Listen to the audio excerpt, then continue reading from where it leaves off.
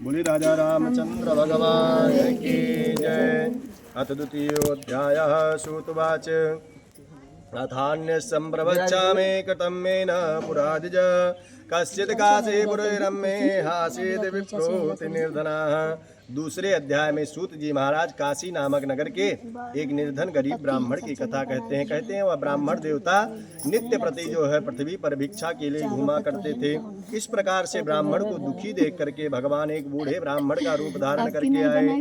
विप्रदेन सुर संतहित लीन मनुज अवतार निज इच्छा निर्मित करूं श्री माया गुण गोपाल। तो भगवान जो है भक्तों की रक्षा के लिए, ब्राह्मण की रक्षा के लिए, गौ की रक्षा के लिए बारंबार अवतार लेते हैं। आज एक बूढ़े ब्राह्मण का रूप धारण करके और ब्राह्मण देवता के सम्मुख में आकर के कहा कि आप इस प्रकार से पृथ्वी पर क्यों घूम रहे हैं। ब्राह्मण देवता ने कहा कि मैं गरीब ब्राह्मण हूँ, भिक्षा के लिए पृथ्वी पर घूम रहा हूँ। यदि मेरी दरिद्रता को दूर करने का कोई उपाय हो तो कृपा करके बतलाइए। तब ब्राह्मण देवता ने पूरा वृत्तांत जो है भगवान को श्रवण कराया। भगवान जो है सुन करके ब्राह्मण देवता बड़े प्रसन्न हुए। आज पूरी रात्रि ब्राह्मण को नींद नहीं आई। जब प्रातः काल हुआ तो उन्होंने मन में संकल्प लिया कि आज भिक्षा मांगने से जो कुछ भी धन मिलेगा उससे मैं भगवान का उत्तम व्रत और पूजन करूंगा।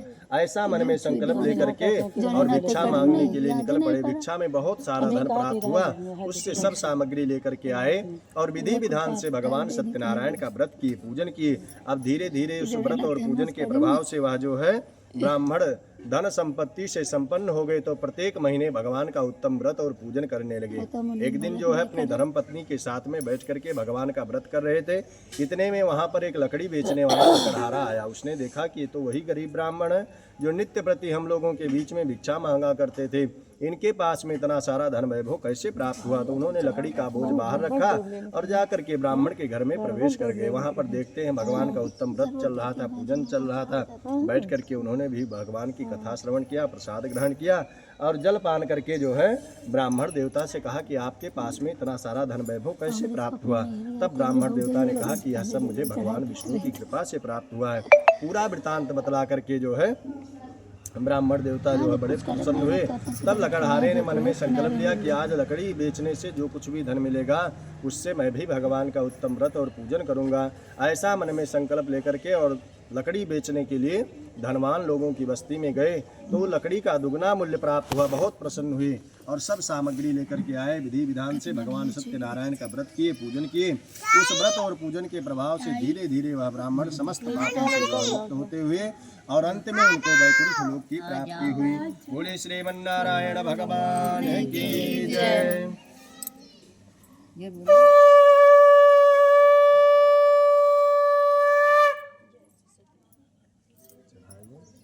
अथ तृतीयोऽध्यायः।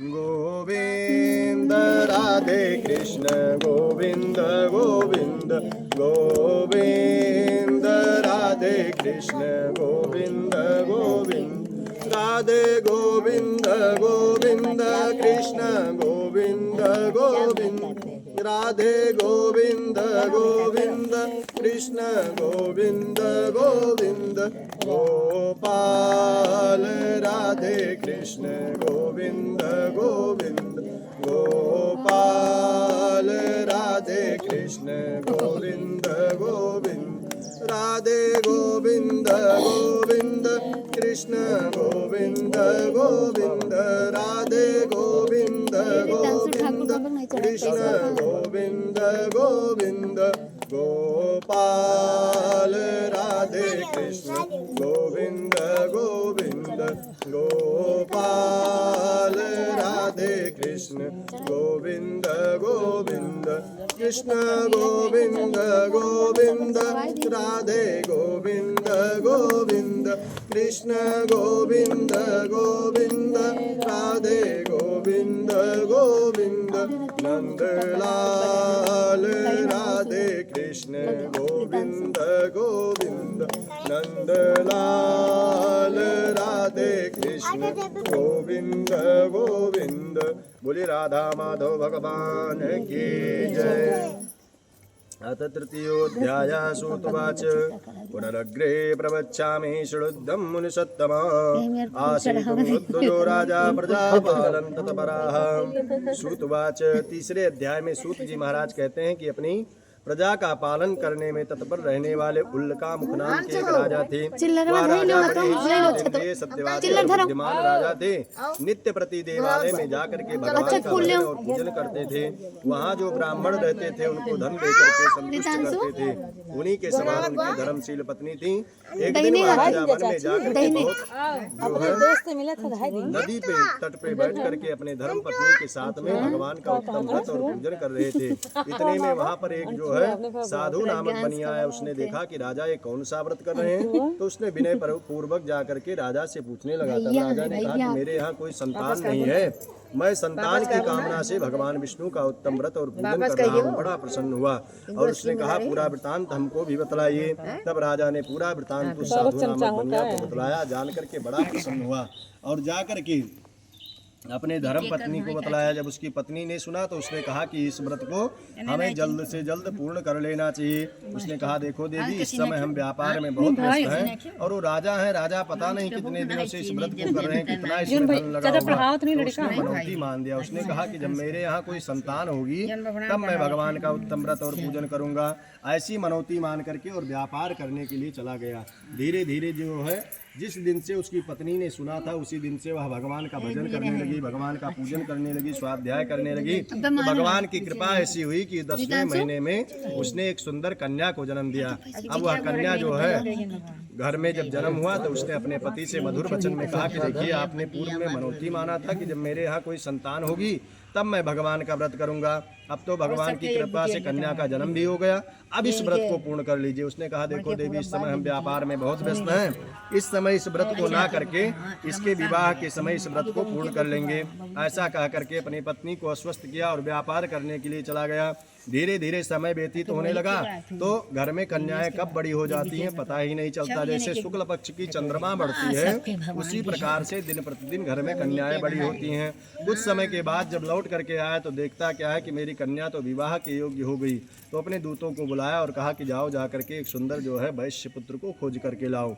दूत सब जा करके और कांचनपुर नामक नगर से एक सुंदर जो है बनिए के पुत्र को लेकर के आए। विधि विधान से जाति वालों के साथ में कन्या का कन्यादान कर दिया। लेकिन दुर्भाग्यवश उस समय भी भगवान का उत्तम व्रत करना वह भूल गया। तब भगवान सत्यनारायण उससे रुष्ट हो गए। अब धीरे धीरे अपने दामाद के साथ में व्यापार और बढ़ाने लगा।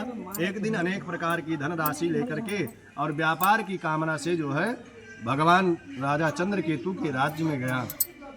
उसी क्षण महाराज चंद्रकेतु के राज्य में कुछ चोर चोरी करके भाग गए थे। सब सैनिक चोर को खोज रहे थे, चोर तो मिले नहीं। यह दोनों धनराशि लेकर के गए थे तो यह दोनों मिल गए। अब सैनिकों ने इनको बंदी बनाया और बंदी बना करके ले जा करके राजा के सामने खड़ा कर दिया। राजा ने बिना विचार किए कहा कि इनको कारागृह में डाल दिया जाए। अब हाथों में हथकड़ी, पैरों में बेड़ियां पड़ गई, अनेक प्रकार से कष्ट प्राप्त करने लगे। घर में अब कोई सामग्री लाने वाला था नहीं तो घर की सामग्री धीरे धीरे समाप्त होने लगी। एक दिन ऐसा आ गया कि घर में केवल भोजन का अन्न तक नहीं रह गया। 250 ग्राम चावल थे तो बहुत परेशान हुई।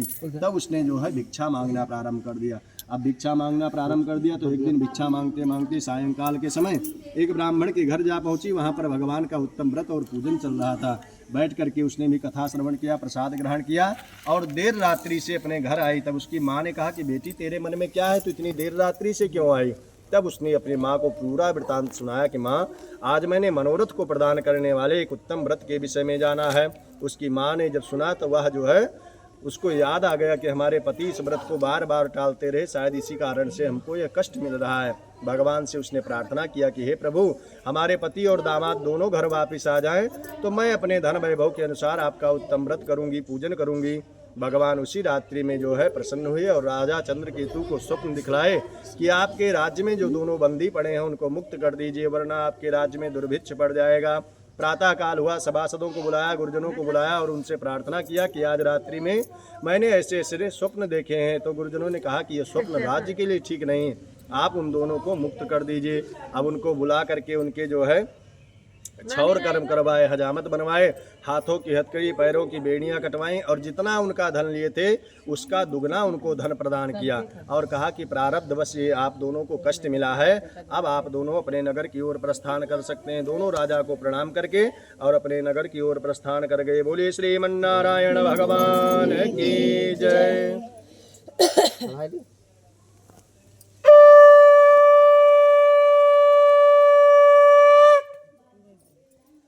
चतुर्थोऽध्यायः मधुर मधुर नाम सीताराम सीताराम, मधुर मधुर नाम सीताराम सीताराम, मधुर मधुर नाम सीताराम सीताराम, मधुर मधुर नाम सीताराम सीताराम, पावन पावन नाम सीताराम सीताराम, पावन पावन नाम सीताराम सीताराम, संतों का दुलारा नाम सीताराम सीताराम, संतों का दुलारा नाम सीताराम सीताराम, भक्तों का प्यारा नाम सीताराम सीताराम, भक्तों का प्यारा नाम सीताराम सीताराम, मधुर मधुर नाम सीताराम सीताराम, मधुर मधुर नाम सीताराम सीताराम, पावन पावन नाम सीताराम सीताराम, पावन पावन नाम सीताराम सीताराम। बोले राजा रामचंद्र भगवान की जय। चतुर्थोऽध्याय सूत्रवाच यात्रां तु कृतवान् साधुमङ्गलाय पूर्विकां, ब्राह्मणेभ्यो धनं दत्त्वा तदातु नगरं ययौ। चौथे अध्याय में सूत जी महाराज कहते हैं कि वह जो है साधु नामक बनिया अपने दामाद के साथ में अपने धन को लेकर के अपने नगर की ओर प्रस्थान किया। कुछ ही दूर गया था तो भगवान ने सोचा कि इन दोनों ने इतने दिनों तक कष्ट प्राप्त किया है, चलो इनकी परीक्षा लेते हैं। भगवान एक सन्यासी का रूप धारण करके उनके सम्मुख आ गए और आकर के कहा कि आपके नाव में क्या भरा हुआ है। दोनों हंसी करने लगे, अवहेलना करने लगे कि आपको कुछ लेने की इच्छा है क्या? हमारी नाव में लता और पत्र भरे हुए हैं। ऐसे निष्ठुर वचन कह करके दोनों हंसने लगे। तब भगवान ने उनको श्राप दे दिया।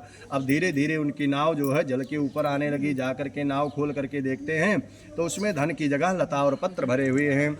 ऐसा देख करके मूर्छित हो गया, गिर पड़ा। तब जो है उसके दामाद ने उसको जगाया और कहा कि आपने संत का अपराध किया है, इसी कारण से हमको ये जो है श्राप लगा है। मन में बड़ी गिलानी हुई। दोनों जा करके भगवान के सन्मुख खूब क्षमा प्रार्थना करते हैं। तब भगवान ने कहा, अरे मूर्ख रो मत, मेरी ही पूजा से उदासीन होने के कारण से तुमको यह बारंबार दुख की प्राप्ति हुई है। तब दोनों के मन में बड़ी गिलानी हुई। कहा, भगवान हमारे अपराध को क्षमा कीजिए। त्राहिमाम शरणागतम, मैं आपकी शरण में आया हूँ। बार बार भगवान से प्रार्थना करते हैं। तब भगवान ने कहा, अरे मूर्ख जाओ, मैं तुमको क्षमा दान देता हूँ। भगवान ने क्षमा किया और आशीर्वाद प्रदान किया। पुनः धन से वह जो है धन वैभव प्राप्त हो गया। अब अपने धन को लेकर के अपने नगर की ओर प्रस्थान कर गए। जैसे ही नगर के समीप में पहुँचे तो अपने दूतों से कहा कि जाओ जा करके हमारी धर्म पत्नी को बतलाओ कि उसके पति और दामाद दोनों नगर के समीप आए हैं, स्वागत की तैयारी करें। दूत जा करके देखता है प्रातः काल का समय था। उसकी पत्नी भगवान का भजन कर रही थी, पूजन कर रही थी। उसने जब सुना कि पति और दामाद आ गए तो जल्दी जल्दी पूजन को समाप्त किया और बिना प्रसाद को ग्रहण किए ही पति के दर्शन की लालसा लेकर के दौड़ पड़ी। तब भगवान उससे रुष्ट हो गए।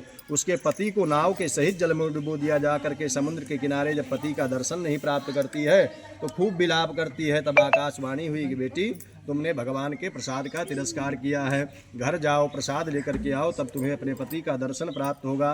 तब उसके मन में बड़ी गिलानी हुई। घर जा करके भगवान से क्षमा प्रार्थना किया, प्रसाद ग्रहण किया और पुनः जब लौट करके आती है तो अपने पति का दर्शन प्राप्त करती है। तब बड़ी प्रसन्न हुई और कहा, हमने बार बार भगवान का उत्तम व्रत और पूजन टाला है, अब हम चल करके अपने धन वैभव के अनुसार भगवान का उत्तम व्रत और पूजन करेंगे। दोनों उस दिन जा करके भगवान का भक्ति पूर्वक जो है पूजन करते हैं, व्रत करते हैं, और उस दिन से लेकर के हर पूर्णिमा, हर संक्रांति, हर पर्वों पर भगवान का व्रत करने लगे, पूजन करने लगे, जिससे इस लोक में सुख को भोग करके अंत में उन दोनों को वैकुंठ लोक की प्राप्ति हुई। बोले श्रीमन्नारायण भगवान की जय।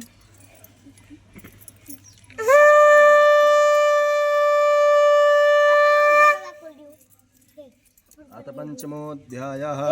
श्रीमन्नारायण नारायण नारायण, श्रीमन्नारायण नारायण नारायण, बद्री नारायण नारायण नारायण, बद्री नारायण नारायण नारायण, श्रीमन्नारायण नारायण नारायण, श्रीमन्नारायण नारायण नारायण, लक्ष्मी नारायण नारायण नारायण, लक्ष्मी नारायण नारायण नारायण, श्रीमन्नारायण नारायण नारायण, श्रीमन्नारायण नारायण नारायण, सत्यनारायण नारायण नारायण, सत्यनारायण नारायण नारायण, भजमन्नारायण नारायण नारायण, भजमन्नारायण नारायण नारायण। बोलिए लक्ष्मी नारायण भगवान की जय। अथ पंचमोऽध्यायः। सूतवाच अथान्यच्च प्रवच्यामि शृणुद्धं मुनिसत्तमः, आसीतुंगध्वजो राजा प्रजापालन तत्परः। 5वें अध्याय में सूत जी महाराज कहते हैं कि अपनी प्रजा का पालन करने में तत्पर रहने वाले तुंगध्वज नाम के एक राजा थे। वह राजा भी एक दिन वन में जाकर के बहुत से पशुओं को मार करके और एक बट वृक्ष के नीचे बैठे हुए थे। थोड़ी दूर पे कुछ ग्वाल बाल लोग भगवान का भजन कर रहे थे, पूजन कर रहे थे। अहंकारवश राजा ने ना तो भगवान को प्रणाम किया और ना ही जब ग्वाल बाल लोग प्रसाद लेकर के गए तो उस प्रसाद को ग्रहण किया, उसको वहीं छोड़ करके चले गए, जिससे उनको श्राप लगा। तो धीरे धीरे जो है उनके धन पुत्र सब समाप्त होने लगे। तब राजा के मन में बड़ी ग्लानि हुई। तब उन्होंने गुरुजनों से प्रार्थना किया तो उन्होंने कहा कि आपने भगवान के प्रसाद का तिरस्कार किया है, इसी कारण से आपको ये श्राप लगा है। तब राजा के मन में बड़ी ग्लानि हुई। उन्होंने कहा क्या करें। तब गुरुजनों ने कहा कि व्यक्ति के बिगड़ने के 4 कारण हैं: सुंदर रूप का होना, युवा अवस्था का होना, ज्यादा संपत्ति का होना, या कोई पद प्रतिष्ठा पा जाना। क्योंकि पद में एक अहंकार की बुंदी की जरूरत है, वही पद जो है मद में बदल जाता है। इस कारण राजा आपके पास में किसी चीज की कमी नहीं है। आज आपने भगवान का अपराध कर दिया। आप सुंदर हैं, युवा है, पद भी है, प्रतिष्ठा भी है, धन भी है, किसी चीज की कमी नहीं। केवल कमी है तो आपके पास में विवेक की कमी है। बुद्धि तो आपके पास में है लेकिन आपके पास विवेक नहीं है। और विवेक की प्राप्ति कब होगी? जब हम सत्संग करेंगे, अच्छे लोगों का संग करेंगे, बड़ों का संग करेंगे। क्योंकि बिनु सत्संग विवेक न होई। जब तक अच्छे लोगों का संग नहीं करेंगे तब तक हमें विवेक की प्राप्ति नहीं होगी। तब मन में बड़ी ग्लानि हुई। तब जो है राजा पुनः उस वन में जा करके और उन ग्वाल बालों के साथ में बैठ करके अनेक वर्षों तक भगवान का भजन किए, स्वाध्याय किए, चिंतन किए। सूत जी महाराज कहते हैं इसीलिए कहीं भी हम कथा में जाएं, सत्संग में जाएं, कीर्तन में जाएं, भजन में जाएं तो हमें बिना प्रसाद लिए वापस नहीं आना चाहिए, प्रसाद लेकर के ही वापस आना चाहिए। आज राजा के मन में बड़ी ग्लानि हुई तो जाकर के गुरुजनों से प्रार्थना किया। सूत जी कहते हैं कि जो कोई व्यक्ति भक्ति, श्रद्धा और विश्वास के साथ में भगवान सत्यनारायण का व्रत करता है अथवा भगवान की कथा को श्रवण करता है उसके सभी मनोरथ पूर्ण होते हैं। कलयुग में भगवान सत्यनारायण की पूजा सबसे छोटी पूजा है और सबसे ज्यादा फल प्रदान करने वाली पूजा है। यही भगवान सत्यनारायण राम है, कृष्ण है, शिव है, दुर्गा है, अनेक नामों से जाने जाते हैं और सभी के मनोरथ को पूर्ण करने वाले हैं। इसलिए जो कोई भक्ति, श्रद्धा, विश्वास के साथ में भगवान की कथा को पढ़ता है अथवा सुनता है उसके सभी मनोरथ पूर्ण होते हैं। पूर्व काल में जिसने भी भगवान का उत्तम व्रत किया किया, पूजन किया। उसके दूसरे जन्म में कथा कहते हैं कि पहले अध्याय में सतानंद नाम के ब्राह्मण थे, वही दूसरे जन्म में जाकर के सुदामा बने, भगवान कृष्ण से मित्रता किए और अंत में उनको भी मोक्ष की प्राप्ति हुई। दूसरे अध्याय में जो भिल्ल है, वही भिल्ल दूसरे जन्म में जाकर के केवट बना, केवट बन करके भगवान श्री राम को अपनी नाव से उस पार लगा करके वह भी मोक्ष को प्राप्त कर लिया। तीसरे अध्याय में उल्लका मुख नाम के राजा हैं, वही राजा दूसरे जन्म में जाकर के दशरथ बने, भगवान राम की सेवा किए और राम लक्ष्मण भरत शत्रुघ्न चारों भैया उनके यहाँ प्रकट हुए, रंगनाथ जी की पूजा किए और उससे उनको वैकुंठ लोक की प्राप्ति हुई। चौथे अध्याय में साधु नामक बनिया है, वही साधु नामक बनिया दूसरे जन्म में जाकर के मोरध्वज नाम का राजा बना, अपने पुत्र को भगवान को अर्पण करके वह भी मोक्ष को प्राप्त किया। पांचवें अध्याय में तुंगध्वज नाम के राजा हैं, वही राजा जो है दूसरे जन्म में जाकर के स्वयंभू मनु बने, जिनसे जो है मनुष्यों की उत्पत्ति हुई। स्वयंभू मनु अरु सतरूपा जिनते भैन सृष्टि